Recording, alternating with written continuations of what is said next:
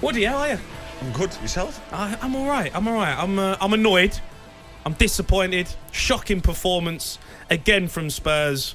Offered nothing, especially in the first half. Got totally outclassed. Goalkeeper lets us down. Rudiger scores, and then it was just an uphill battle from there. But what did you make of it? I thought it was always going to be tough against Chelsea. Always going to be tough. When I saw Lloris wasn't in goal, and I thought to myself, what they're going for here when your main keeper's not in goal.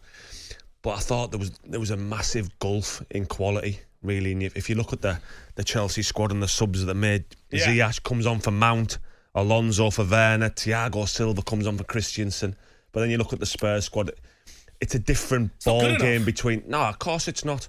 But they have a world-class manager in Antonio Conte. Yeah, but I look at Antonio Conte at the minute, and I haven't seen his interviews after tonight's game, but the last few I've seen of him, he looks defeated. We even said, watching the game, he's not the same on the side as he was when he first come in. He looks like he's lost a bit of sort of, I wouldn't say interest, but he's lost that sort of passion a little bit, because he's looking at the side and he's thinking, what chance have I got? Plan having to play Doherty left wing back again. You know, and I feel for him. But he's probably looking at Chelsea and thinking how good they were on the evening and how well they passed the ball, and that's how he wants a Tottenham side to pass the ball. But at the minute, they're not. But if you look at something, if Spurs back this manager, they're going to have a real good chance. I mean, they've got a good chance of making the top four now. You know, if they win their 3 games, Spurs, they go 1 point behind Chelsea. Now, for all the, like, it's if though, isn't it? For all the, yeah, it's if, but they can still do it. And it can go 1 point behind, and who'd have thought that? But tonight I thought it was a massive gulf in class. I mean, we're miles behind Chelsea. Players. Let's be honest. I mean, you know, as much as we love the sort of the rivalry with Chelsea and Spurs, and you know, we have it with Arsenal. It's more of a rivalry with Arsenal because we're almost the same as Arsenal at the minute. They fell off a cliff, Arsenal, in terms of where they were 10 years ago. But you know, I look at Chelsea, and as much as we want that rivalry there, we're a million miles away from them and what they offer. You know, like the players that they sign, the players that they bring through their academy, the players that we got when we're possessing out there. I look at, you know, Emerson Royale, we've signed him.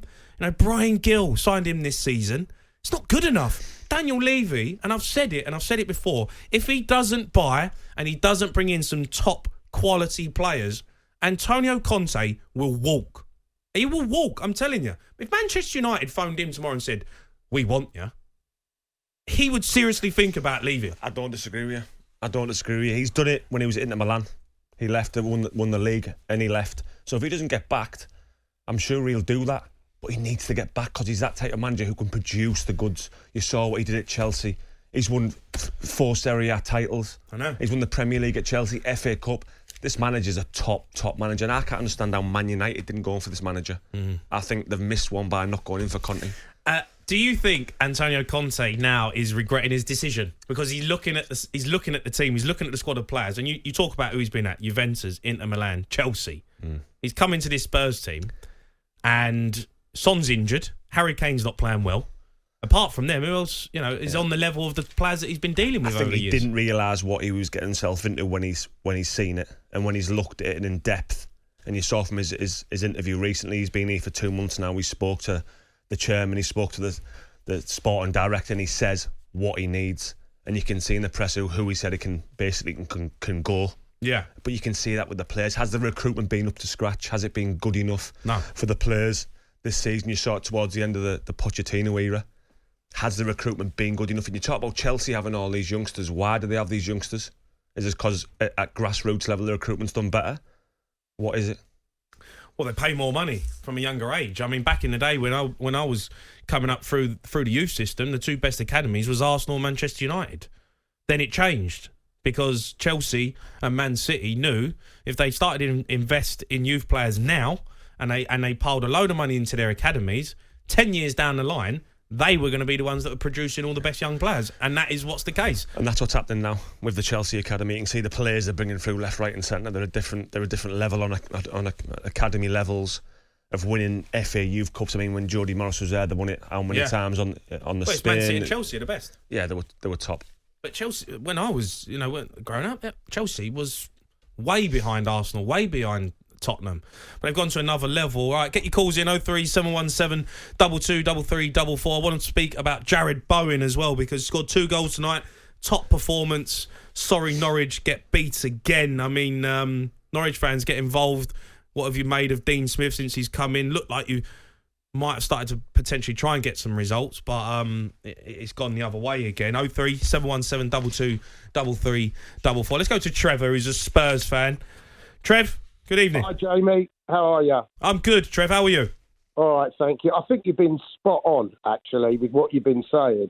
I mean, to me, if you look, I know we've got players missing. We've got Dyer missing. We've got Romero. We've got Reguilon missing. But if you looked at that back three tonight, I honestly believe they are championship players. Ben Davies, not good enough. Tanganga, definitely not good enough. Really weak. He's a right back. He is not a centre back. And Davison Sanchez is a better player when he's got Dyer alongside him. He looks lost when he hasn't and doesn't really have a clue.